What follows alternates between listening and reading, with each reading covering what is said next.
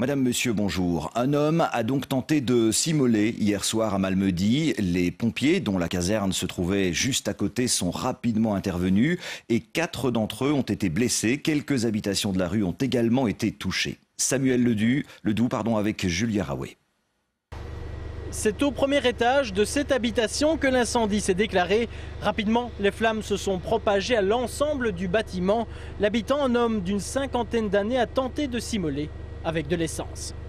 C'était impressionnant, mais au premier moment, on dit qu'il y a quelque chose qui lui a explosé dans la figure. Il était tout noir, les cheveux en l'air, tout délabré. On ne s'était pas imaginé de ce qui s'était passé réellement. C'est une fois qu'il était tordu sur la civière que nous avons vu qu'il était quand même gravement blessé et qu'il s'était brûlé par le feu.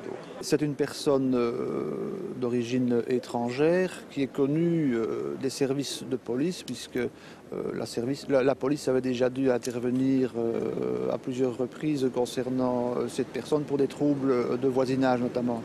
L'homme d'origine roumaine a été transporté par hélicoptère au CHU de Liège. Ses jours ne sont pas en danger. Une voisine a été légèrement intoxiquée et 4 pompiers blessés. Nicolas habite juste en face. Il regardait la télévision quand l'incendie a éclaté.